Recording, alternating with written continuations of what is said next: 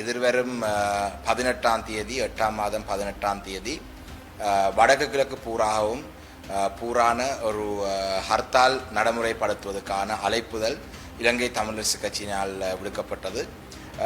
இந்த ஹர்த்தால் போராட்டத்துக்கு பல கட்சிகளுடைய ஆதரவு, அந்த கட்சிகள் கொள்கையின் அடிப்படையிலே சில கட்சிகள் ஆதரவு வழங்கியிருக்கிறார்கள். குறிப்பாக இலங்கை தொழிலாளர் காங்கிரஸ், அதே போல தமிழ் முற்போக்கு கூட்டணியை சேர்ந்த அண்ணன் மனோ கணேசன் அவர்கள், சகோதரர் ஜீவன் தொண்டமான் அவர்கள், அதே போல வடக்கு கிழக்கு மாகாணங்களை பிரதிநிதித்துவப்படுத்தும் ஸ்ரீலங்கா முஸ்லிம் காங்கிரஸ், இன்னும் பல வடக்கு கிழக்கை பிரதிநிதித்துவப்படுத்தும் கட்சிகள் இன்று மாலையிலே தங்களுடைய ஆதரவை அறிவிக்கிறதுக்கு எதிர்பார்த்து கொண்டிருக்கிறார்கள். இவ்வாறான ஒரு நிலையிலே இது ஒரு அரசுக்கு எதிரான ஒரு பாரிய போராட்டமாக, அரசுக்கு எதிரான ஒரு பாரிய சவாலாக இந்த போராட்டம் அமைந்திருக்கின்றது.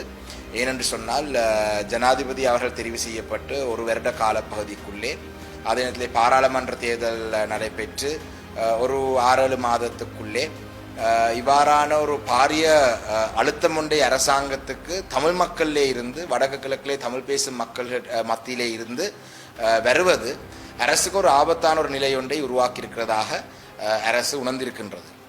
குறிப்பாக சொல்ல போனால், இந்த எதிர்வரும் ஐநா மனித உரிமை பேரவையை முன்னிட்டு ஐநா மனித உரிமை பேரவையிலே அமர்வுகள் நடைபெற முன்பாக வடக்கு கிழக்கு மாகாணங்களிலே தமிழ் பேசும் மக்கள் தொடர்ச்சியாக வலியுறுத்தி கொண்டு வரும் தங்களுடைய நியாயமான கோரிக்கைகளை பற்றி இப்பொழுதும் கரிசனையுடன் இருக்கிறார்கள் என்ற செய்தியை சர்வதேச சமூகத்துக்கு சென்று அடையும் என்று அரசாங்கம் அச்சம் அடைந்திருக்கிறதாக நாங்கள் அறியக்கூடியதாக இருக்கின்றது. குறிப்பாக கடந்த பாராளுமன்ற தேர்தலிலே வந்த முடிவுகளை வைத்துக்கொண்டு உலக நாடுகளுக்கும், அதே நேரத்திலே வெளிநாட்டிலே இலங்கை மீது கரிசனை கொண்டிருக்கிற இனிய திணைக்கழகங்கள், ஐநா மனித உரிமை பேரவையாக இருக்கட்டும், இப்படியான இடங்களுக்கு அரசு சொல்லி வந்த செய்தி, கடந்த பாராளுமன்ற தேர்தலுக்கு பிறகு வடக்கு கிழக்கு மாகாணங்களிலே தமிழ் பேசும் மக்கள் தற்பொழுது எந்த காலப்பகுதியில் இல்லாதவாறு தென்னிலங்கையை சேர்ந்த ஒரு பேரினவாத சிங்கள அரச கட்சியை ஆதரித்து, இந்த நாட்டிலே தமிழ் மக்களுக்கு அரசியல் ரீதியான எந்த பிரச்சனையும் இல்லை, தமிழ் மக்களுடைய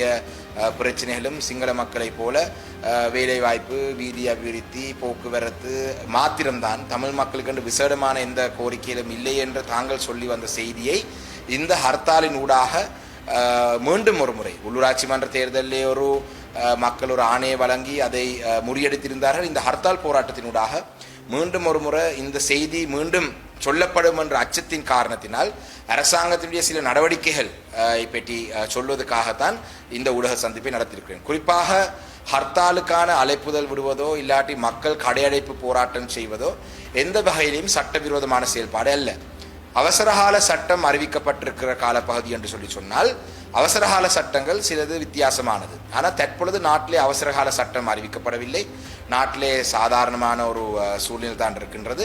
இவ்வாறான ஒரு காலப்பகுதியிலே மக்கள் ஒரு பூர்ணமான ஹர்த்தாலை நடைமுறைப்படுத்துவது, வர்த்தக சங்கங்கள் கடையடைப்பு போராட்டத்துக்கு ஆதரவு வழங்குவது, இவ்வாறான விடயங்கள் சட்டவிரோதமான செயல்பாடு அல்ல என்ற செய்தியை சொல்வதற்காகத்தான் இந்த ஊடக சந்திப்பை நான் நடத்த ஏற்பாடு செய்தேன். ஏனென்றால் இன்று காலையிலே இருந்து பல வர்த்தக சங்க தலைவர்களுக்கு பல அழுத்தங்கள் பல தரப்பினால் கொடுக்கப்படுவதாக எங்களுக்கு அறியக்கூடியதாக இருக்கிறது. அதாவது, இந்த ஹர்த்தாலை நடைமுறைப்படுத்தக்கூடாது, இது சட்டவிரோதமான செயல்பாடு என்றெல்லாம் பொய்யான வதந்திகளை பரப்பி கொண்டிருக்கிறார்கள்.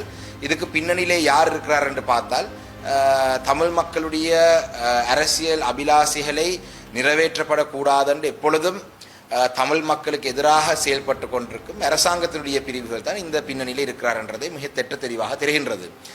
இந்த காலப்பகுதியிலே, இந்த கடந்த காலப்பகுதியிலே உங்களுக்கு தெரியும், இராணுவ புலனாய்வுத்துறை இப்படியான பலர் தமிழ் மக்களுடைய நியாயமான அரசியல் கோரிக்கையை மக்கள் முன்வைப்பது முறியடிக்கிறதுக்கு பல நடவடிக்கை எடுத்தார்கள். அதே போலதான் தற்பொழுதும் அரசாங்கம் அச்சம் அடைந்திருக்கின்றது, பயந்து போயிருக்கிறார்கள். இந்த கடையடைப்பு போராட்டம் வெற்றியாக வடக்கு கிழக்கிலே இருக்கிற வடக்கு கிழக்குடைய மக்களுடைய பூரணமான ஆதரவுடன் முழுமையான ஒரு கடையடைப்பு நடைமுறைக்கு வந்தால் அரசு முழுமையாக செல்வாக்கை இழந்துவிடும் என்று அரசு தரப்பை சேர்ந்த பாராளுமன்ற உறுப்பினர்களும் இன்று அறிக்கையில் விடுறார்கள். இதிலே குறிப்பாக இந்த ஹர்த்தால் போராட்டத்துக்கான அழைப்பு பிரதானமாக விடுக்கப்பட்ட விடயம், இராணுவம் வெளியேற வேண்டும். ஏனென்றால் அண்மையிலே ஒரு இராணுவ முகாமிலே இருந்த இராணுவ முகாம் 63ஆம் படையினருடைய அந்த முகாமிலே 4 இளைஞர்களை தாக்கப்பட்டு அதில் ஒரு இளைஞர் உயிரிழந்திருந்தார். அந்த அடிப்படையில் இந்த ஹர்த்தால் பிரதானமாக அதுக்கு அறிவிக்கப்பட்டது. ஆனால் இன்று எங்களுடைய இந்த ஹர்த்தால் போராட்டத்துக்கு ஆதரவு தரும் பல தரப்புகள் தங்கட பிரதேசத்தில் இருக்கிற அந்த பிரச்சனைகளை உள்வாங்கியிருக்கிறார்கள். குறிப்பாக நான் அறிந்த வகையிலே சில பிரதேசங்களில் அந்த பிரதேசத்துக்கண்டு இருக்கிற பிரச்சனைகளையும் அவங்க உள்வாங்கியிருக்கிறாங்க. அது வரவேற்கத்தக்க விடயம் ஏனென்றால் அந்தந்த பிரதேசத்திலே எங்களுடைய மக்கள் அரசாங்கத்தால் தங்களுடைய பிரச்சனைக்கு தீர்வு வழங்க தவறிருக்கிறார்கள் என்று அரசாங்கத்துக்கு எதிர்ப்பை வெளிப்படுத்துவதற்கு இது ஒரு சந்தர்ப்பமாக பயன்படுத்திக்கிறோம். அதை நாங்கள் எந்த வகையிலேயும் நாங்கள் பிழை என்று சொல்லவில்லை. நாங்கள் இந்த ஹர்த்தால் பிரதானமாக அறிவித்தது இந்த இளைஞர் கொல்லப்பட்டதை முன்னிட்டு இராணுவம் வெளியேற வேண்டும் என்று. ஆனால் இந்த போராட்டத்துக்கு ஆதரவு வழங்கும் பொழுது அந்தந்த பிரதேசங்களில் இருக்கிற பிரச்சனைகளை உள்வாங்கி அந்த பிரச்சனையை முன்னிட்டு அந்த பிரச்சனையும் வைத்து அதுக்கும் எதிர்ப்பை தெரிவிக்கும் வகையாக அந்த ஹர்த்தாலை நடைமுறைப்படுத்துவதாக பலர் சொல்லியிருக்கிறார். குறிப்பாக மன்னர் மாவட்டத்திலே இந்த கனிய மண் அகழ்வு இந்த காற்றாலையுடன் இருக்கிற பிரச்சனைகள், அதே போல வேறு வவுனியா போல பிரதேசங்களிலே நிலாபகரிப்புக்கு எதிராக, யாழ்ப்பாணத்திலே தையிட்டி விஹாரைக்கு எதிராக, மட்டக்களப்பு பிரதேசத்திலே எங்களுடைய மேச்சத்தரைகளை மயிலத்தமடு மாதவனை போன்ற விடயங்களுக்கு எதிராக, அதே நேரத்தில் இப்படி பல பிரச்சனைகளை முன்வைத்து பலர் தங்களுடைய இந்த போராட்டத்துக்கு ஆதரவு வழங்கியிருக்கிறார்கள். இவ்வாறான ஒரு சூழலிலே இந்த போராட்டமானது மிகவும் ஒரு வெற்றியாக நடைபெறும் என்ற அச்சத்திலே அரசாங்கம் இன்று குழப்பங்களை ஏற்படுத்துகிறார்கள். அந்த வகையிலே எங்களுடைய வடக்கு கிழக்கிலே இருக்கிற மக்கள், தமிழ் பேசும் மக்கள் மிக அவதானமாக இந்த பொய்களை, அதாவது இந்த சட்டவிரோதமான செயல் என்றதை சொல்வதை நீங்கள் நம்ப வேண்டிய அவசியமில்லை. அவசரகால சட்டம் தற்பொழுது நாட்டிலே நடைமுறையிலே இல்லை.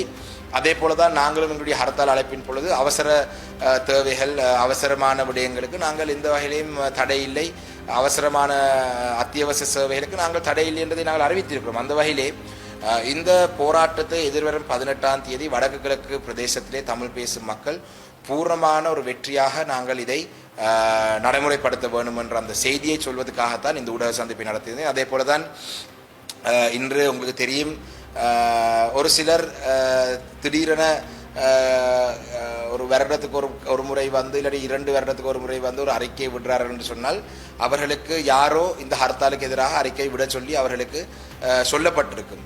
அப்படி இல்லாமல் பொதுவாக மக்களுடைய போராட்டங்களுக்கோ இல்லாட்டி மக்கள் நலன் சார்ந்த விடயங்களுக்கோ ஒரு நாளுமே பேசாதவர்கள் இந்த ஹர்த்தாலுக்கு எதிராக சிலர் அறிக்கை விடுறார்கள் என்று சொன்னால் அதனுடைய பின்னணி என்னன்றதை மக்களும் புரிந்து கொள்ள வேண்டும்.